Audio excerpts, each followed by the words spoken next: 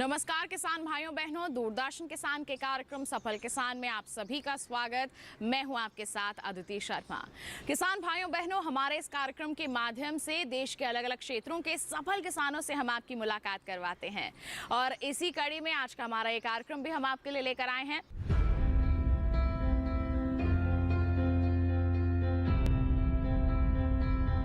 सबसे पहले आज हम आपकी मुलाकात करवाते हैं हरियाणा के पानीपत में रहने वाले राम प्रताप शर्मा से। बता दें, ये जैविक खेती करते हैं। जी हाँ, सब्जियों का उत्पादन ले रहे हैं, वो भी जैविक तरीके से, और अच्छी आमदनी भी कमा रहे हैं। तो किस तरह से इन्होंने इस दिशा में अपने कदम बढ़ाए, आइए इन्हीं से जानते हैं।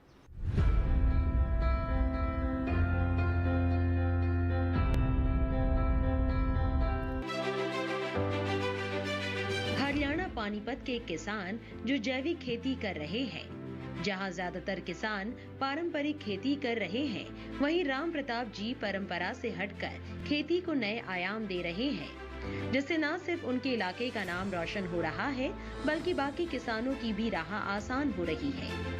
हमेशा से कुछ अलग करने की सोच रखने वाले राम प्रताप शर्मा जी सब्जियों की खेती करते हैं। इस समय उनके खेत में 17 प्रकार की सब्जियां लगी है, जिनमें मुख्य रूप से आलू, हरी पत्तेदार सब्जियां, तोरई, लौकी, स्वीट कॉर्न, करेला, मिर्च, शिमला मिर्च। राम प्रताप जी अपने छोटे से खेत में भरपूर पैदावार लेकर अपने इलाके के किसानों के सामने सफलता का उदाहरण पेश किया है।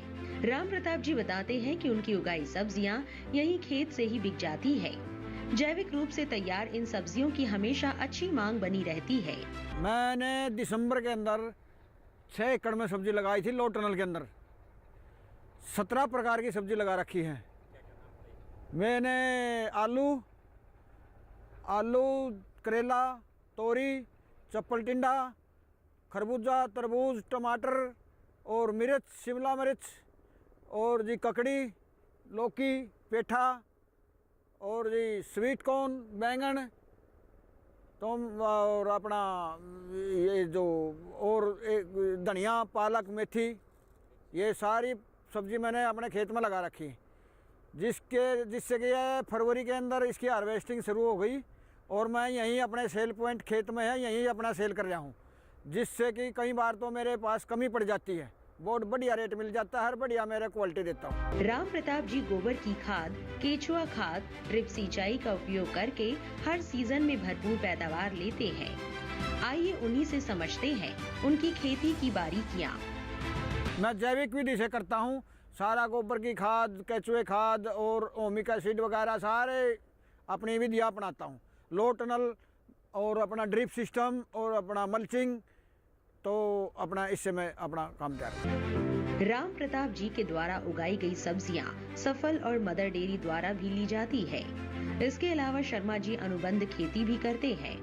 उनके इन कार्यों के लिए हरियाणा सरकार ने खेती में बेहतर काम के लिए हरियाणा कृषि रत्न से सम्मानित किया है, जिसमें उन्हें 1 लाख रुपए की नगद राशि और प्रशस्ति पत्र दिया गया। इसके पहले भी उन्हें प्याज, आलू और मटर के लिए भी सम्मानित किया जा चुका है। युवाओं के लिए राम प्रताप जी का कहना है, वो जो भी काम करे पूरी रुचि और लगन से करे। खेती की मेहनत को देखते हुए हरियाणा सरकार ने मेरे को हरियाणा कृषि रत्न से सम्मानित किया था। कन्नौर के अंदर 1 लाख रुपए इनाम दिया था और सर्टिफिकेट दिया था। उससे पहले साल श्री मोहन लाल खट्टर जी ने रोहतक के अंदर 51,000 का इनाम और सर्टिफिकेट दिया था। उससे पहले मेरे को डीजी साहब ने अपना घरौंडा के अंदर फर्स्ट प्राइज़ प्याज में दिया था, और पिछले साल मेरे को यहाँ अपना घरौंडा एक्सीलेंट सेंटर में आलू और मटर में भी मेरे को प्राइज़ मिला था, फर्स्ट प्राइज़।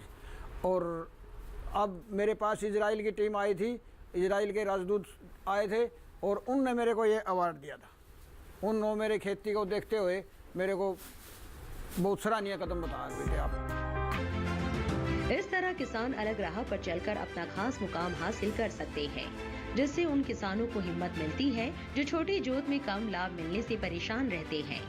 राम प्रताप जी के ये प्रयास किसानों के लिए किसी सीख से कम नहीं।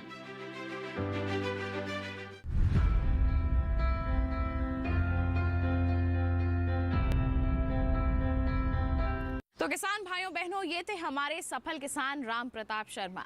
ऐसे ही और भी सफल किसानों से करवाएंगे आपकी मुलाकात, लेकिन एक छोटे से ब्रेक के बाद। कहीं मत जाइए, देखते रहिए कार्यक्रम सफल किसान और बने रहिए दूरदर्शन किसान पर।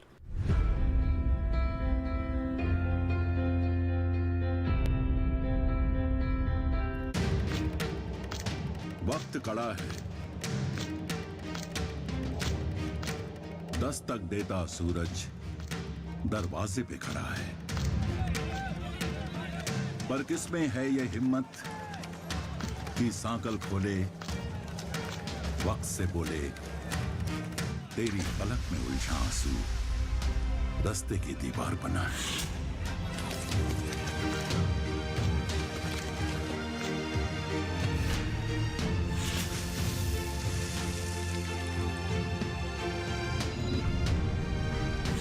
हर दीवार गिराएगी, विकास की आंधी लाएगी, नए रूप में, नई धूप में।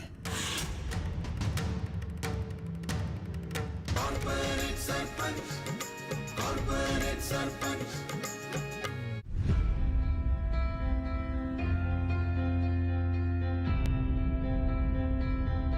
ब्रेक के बाद दूरदर्शन किसान के कार्यक्रम सफल किसान में आप सभी का फिर से स्वागत है।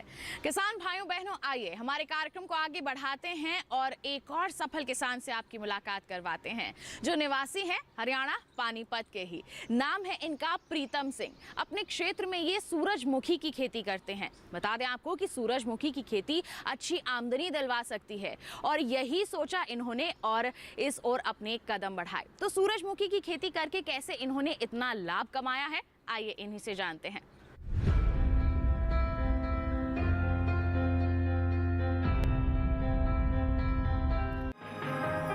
हरियाणा जाना जाता है बेहतर कृषि के लिए। यहाँ हर साल खेती का रकबा बढ़ रहा है, साथ ही फसलों के उत्पादन में भी बढ़ोतरी हो रही है, जिससे किसान समृद्ध हो रहे हैं। सफलता की नई इबारत लिखते इन किसानों में से एक हैं पानीपत हरियाणा के प्रीतम सिंह। प्रीतम जी मानते हैं कि खेती की अपनी एक भाषा होती है। इस भाषा को जिस किसान ने समझ लिया, उन्हें कृषि के क्षेत्र में सफलता मिलना लाजमी है। इनका बचपन काफी संघर्ष वाला रहा। इस संघर्ष को कम करने के लिए ही इनका परिवार पंजाब से हरियाणा में बस गया है, लेकिन यहाँ भी मुश्किलों ने इनका पीछा नहीं छोड़ा। इनकी जमीन बिल्कुल उपजाऊ नहीं थी, लेकिन इनके परिवार ने हिम्मत नहीं हारी और जुट गए मिट्टी को उपजाऊ बनाने में। साथ ही आमदनी में इजाफा करने के लिए इनके परिवार ने पशुपालन किया और यही वो टर्निंग पॉइंट था जिसने इनके जीवन में खुशियों के पहले फूल खिलाए। गोबर से मिली जैविक खाद ने धीरे धीरे मिट्टी के स्वास्थ्य में सुधार लाना शुरू किया। सबसे पहले उन्होंने खेत में गेहूं की फसल लगाई, जो कि काफी कम हुई, लेकिन यहीं से उम्मीद की किरण जागी। हालांकि हर किसान की तरह प्रीतम जी ने भी परंपरागत खेती की। 1990 में उन्होंने अपने खेत में पूसा बासमती की खेती की, जिससे उन्हें भरपूर पैदावार मिली, लेकिन सही मुकाम मिला सूरजमुखी की खेती करके। हमारा परिवार जो है पार्टीशन के समय 47 में पाकिस्तान से इंडिया शिफ्ट हुआ जब, तो उस टाइम तो चलो इकट्ठा ही था। तो हमें ज़मीन की अलाटमेंट जो हुई वो पंजाब में पटियाला डिस्ट्रिक्ट में हुई कि काफ़ी ऊंचा नीचा खेत था, तो उन्होंने गहरे खड्डे भी थे, तो हमने इसको लेवल किया। तो फिर पता चला कि ये तो कलर है, इसमें नमक की मात्रा है, तो इसमें पैदावार नहीं होती। तो करनाल स्थित जो CSSR की उनकी तकनीकें अपनाई, इसमें जिप्सम वगैरह डाला। तो 4-5 साल बाद जो हमारा सबसे पहला प्रोडक्शन हुआ वो हमारे खेत में 13 गठड़ी 13 बंडल इसमें हमारा प्रोडक्शन हुआ। तो उसके बाद हमने पीछे मुड़ के नहीं देखा, आगे आगे इसको संवारते रहे। तो जैसे तैसे 10 साल तक हमने इसमें इसको लेवल किया, चालू करने की कोशिश की। तो साथ में पशुओं का हमारा दूध का काम था, जिससे हमारा खर्चा चलता था।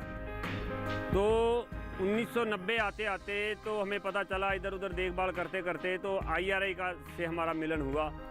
तो IRI से एक वैरायटी आई थी PB1 करके, तो जिसका हमें बीज मेरे एक मित्र थे चंद्र सिंह, उनके माध्यम से मेरे को मिला। तो हमने उसका उसको बोया, तो उससे हमें काफ़ी अच्छा पैसा मिला। जहां हम आज खड़े हुए हैं, ये किसान श्री प्रीतम सिंह जी हैं और इन्होंने 2012 से ये हमारी इस परियोजना से जुड़े हैं।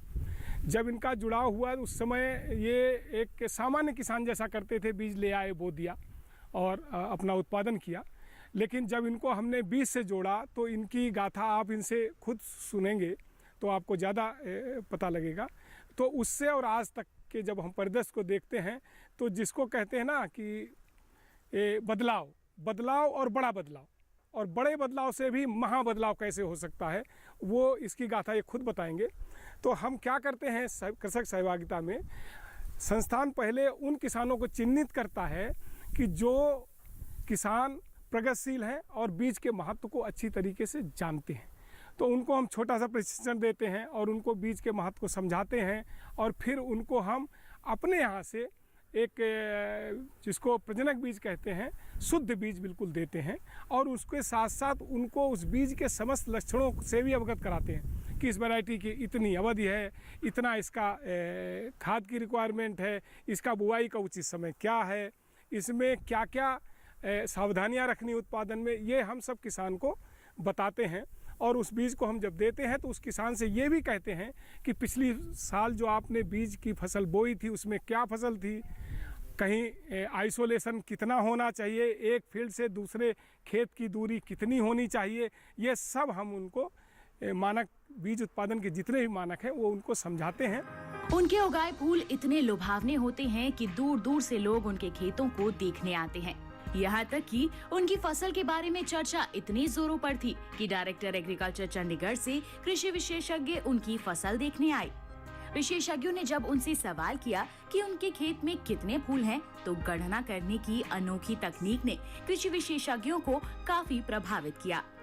उदाहरण देता हूँ कि 1995 आते 95 में मैंने पहली बार अपने 1 एकड़ में सनफ्लावर लगाया, सूरजमुखी लगाया। तो जिसमें जो यूनिवर्सिटी की रिकमेंडेशन थी मैंने उसको पूरा करने की कोशिश की।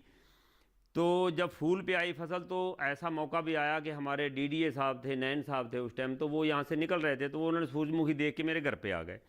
तो उन्होंने पूछा ये सूरजमुखी किसका? मैं सर हमारा है। तो बोले यार सूरजमुखी तो 1 नंबर है, तो वो आपने क्या क्या किया? मैं सर मैं आपसे मुंह से सुन रहा हूँ कि 1 नंबर है, मेरे को तो नहीं पता कि मेरा सूरजमुखी अच्छा है। लेकिन उन्होंने जब मेरे से पूछा, उसके बारे में जानकारी ली और इतने प्रभावित हुए कि 4-5 दिन बाद उन्होंने डायरेक्टर एग्रीकल्चर चंडीगढ़ से थे, उनका विजिट रख लिया मेरे सूरजमुखी दिखाने के लिए। तो वो मेरे फार्म पे आए तो उन्होंने मेरे से पूछा कि प्रीतम सिंह जी आपका सूरजमुखी बहुत अच्छा है। मैं सर थैंक यू, आपका धन्यवाद, आपने पसंद किया। तो बोले इसके बारे में थोड़ा बताएंगे। तो मैंने बताया, मैं सर जो साइंटिस्टों की रिकमेंडेशन है मैंने पूरी करने की कोशिश की है, लेकिन कहीं थोड़ी बहुत चूक फिर भी रह गई इसमें। बोले जी कैसे? मैं कहा भी जो साइंटिफिक रिकमेंडेशन है वो 22,000 फूलों की 1 एकड़ में है, और सर मेरे 21,997 फूल हैं। तो हंसने लग गए, बोले गिनती कर रखा है? मैं सर गिनती कर रखा है। बोले कितने दिनों में? मैं कहा मैं सर आपको करवा दूंगा। वो कहने लगे जी हम कैसे माने कि आपने गिनती किया है, तो क्या इसका आधार क्या है, प्रमाणिकता क्या है? मैं सर मैं आपको गिनती करवा दूंगा। बोले सर बोले प्रीतम सिंह कितने दिनों में करवा दोगे? मैं सर जस्ट 3 मिनट में। बोले 3 मिनट में गिनती कैसे करवा दोगे? तो मैंने उनको बोला कि रो टू रो 60 सेंटीमीटर है और प्लांट टू प्लांट मेरे 30 सेंटीमीटर हैं, तो 100 लाइन गिननी है, 1 मिनट में गिनती हो जाएगी। 220 लाइनें हैं 1 एकड़ में, 2 मिनट में गिनती हो जाएगी। सर आप 1 से लेकर के 100 तक कोई एक लाइन गिनती करवा लो, अगर उसमें 220 फूल मिलेंगे तो इसका मतलब आपके 22,000 हो जाएंगे। 100 × 220 22,000 फूल हो जाएंगे। एक कॉर्नर से 3 फूल कुत्तों ने मेरे तोड़ दिए हैं, वो मैं आपको अलग से दिखा देता हूँ। 21,997 फूल हैं। तो इस चीज़ से डायरेक्टर साहब बहुत प्रभावित हुए।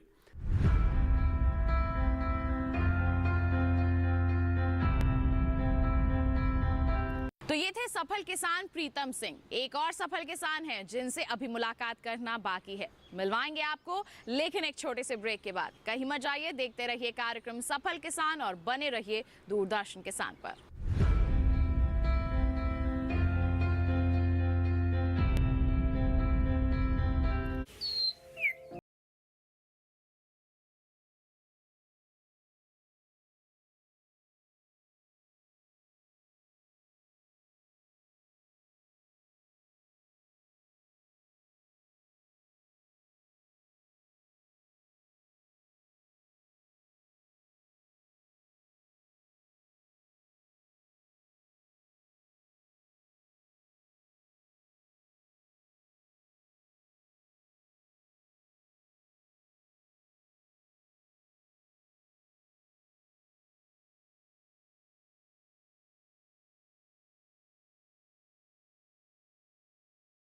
डीडी किसान पर।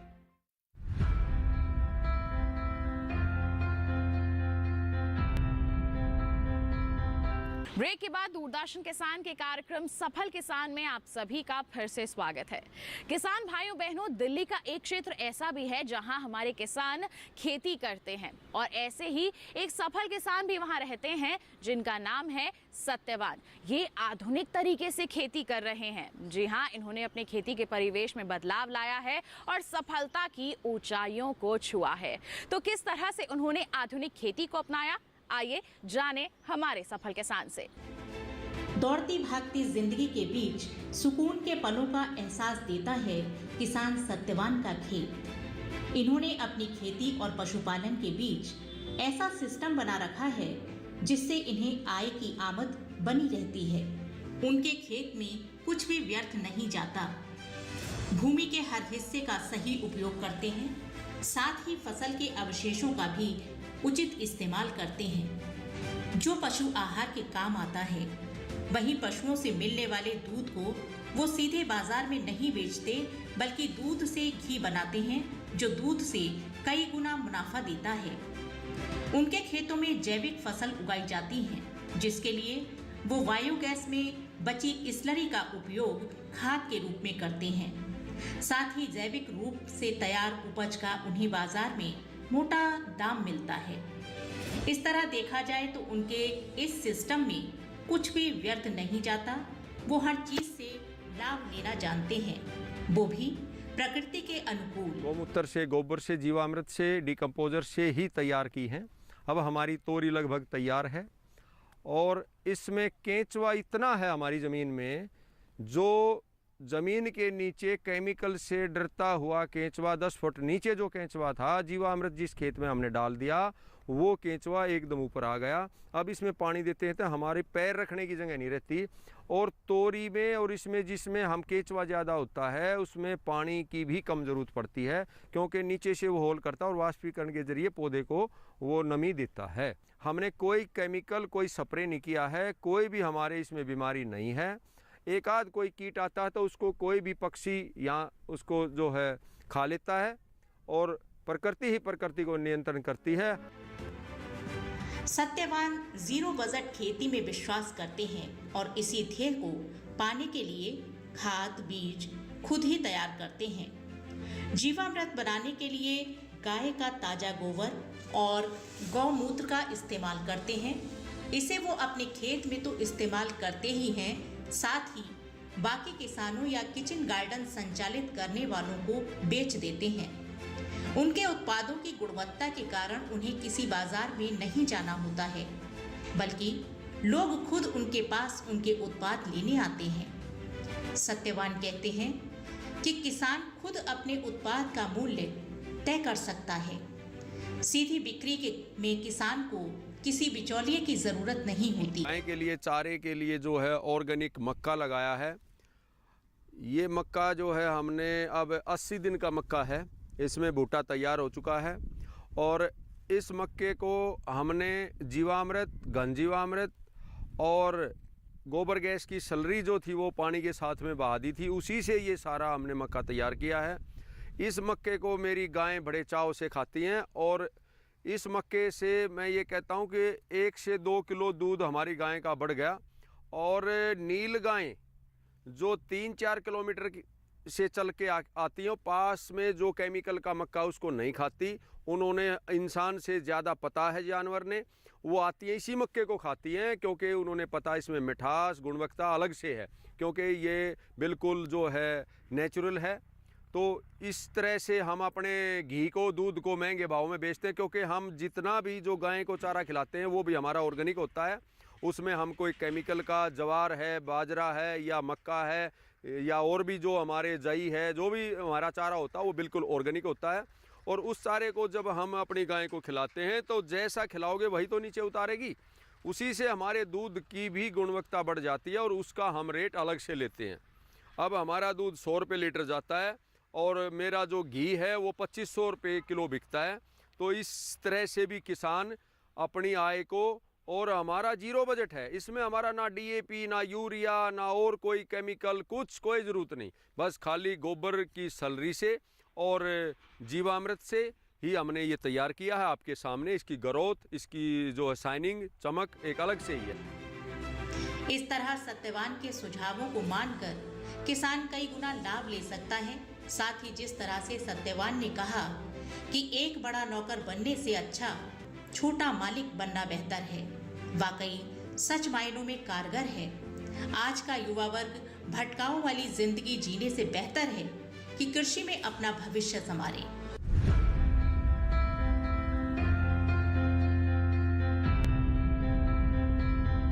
तो ये थे हमारे आज के कार्यक्रम के 3 सफल किसान। उम्मीद करते हैं इनकी कामयाबी की दास्तान को जानकर आप इनसे जरूर प्रेरित हुए होंगे। साथ ही आपको बता दें कि आप हमारा ये कार्यक्रम दोबारा भी देख सकते हैं। रुक करना है आपको हमारे YouTube चैनल का। साथ ही आपके पास कोई सुझाव है या फिर अपनी कहानी हम तक पहुंचाना चाहते हैं तो आप हमें ईमेल कर सकते हैं। ईमेल ID है safalkisandd@gmail.com। आप हमें पत्र भी लिख सकते हैं।